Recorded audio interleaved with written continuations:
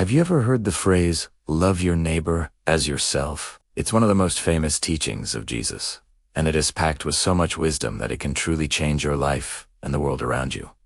But what does it really mean? Is it about liking everyone you meet?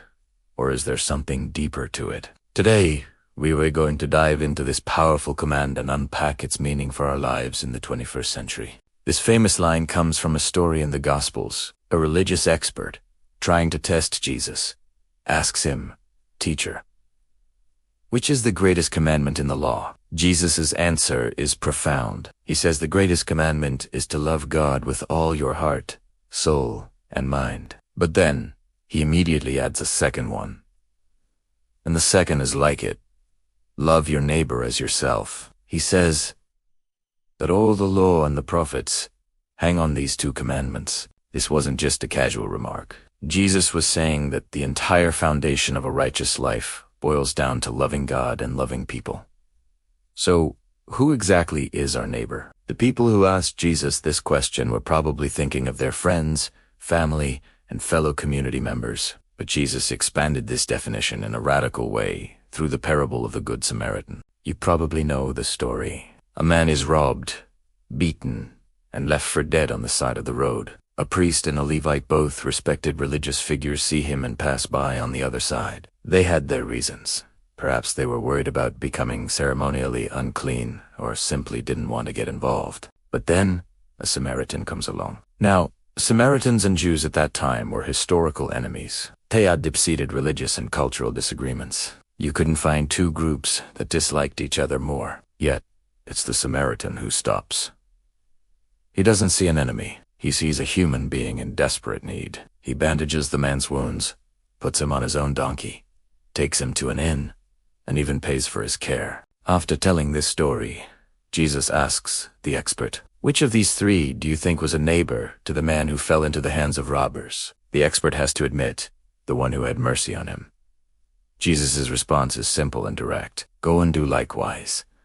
This parable completely shatters our limited definitions of neighbor.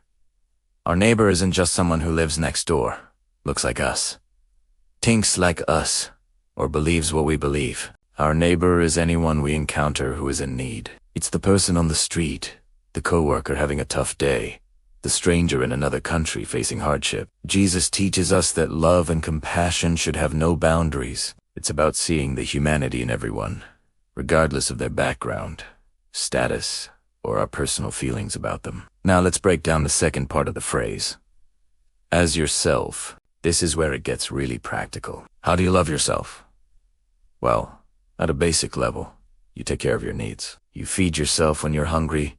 You seek rest when you're tired. You want to be treated with respect and dignity, and you long for forgiveness when you make a mistake. You want to pursue your dreams and live a life of purpose. Loving your neighbor as yourself means extending that same level of care, respect, and compassion to others. When you see someone who is hungry, you help them find food. When you see someone being treated unjustly, you speak up for them. When someone makes a mistake, you offer them the same grace you'd want for yourself. It asks the golden rule in action.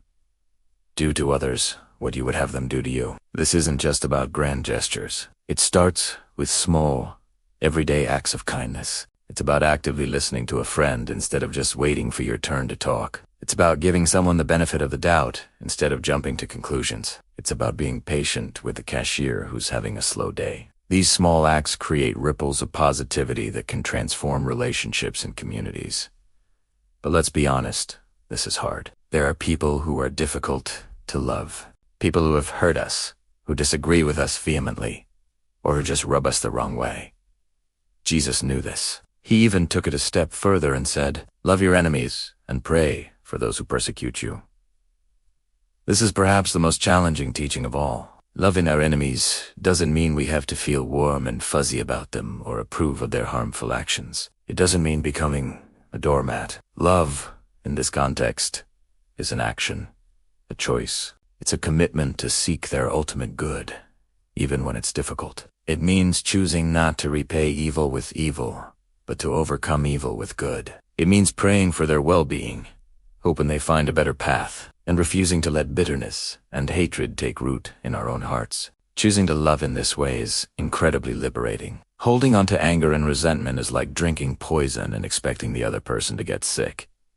It only hurts us. Forgiveness and love, on the other hand, set us free. It's a powerful act of self-care, which brings us back to love your neighbor as yourself.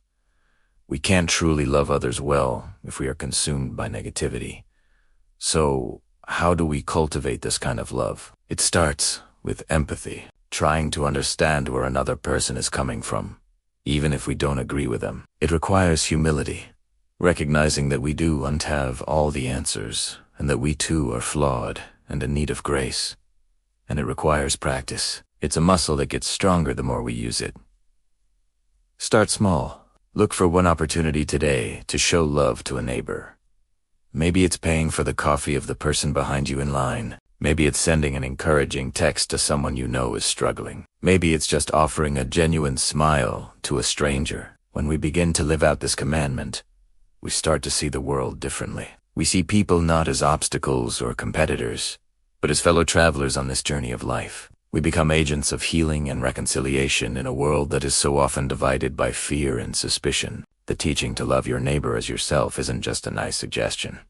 It's a blueprint for a better world. It's a call to action, a challenge to live with open hearts and open hands.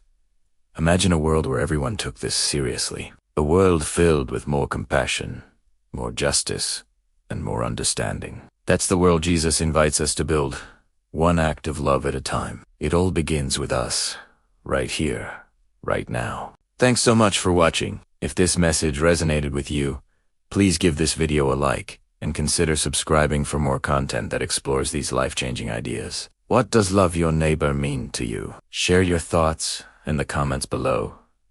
I'd love to hear from you. Take care, and see you in the next video.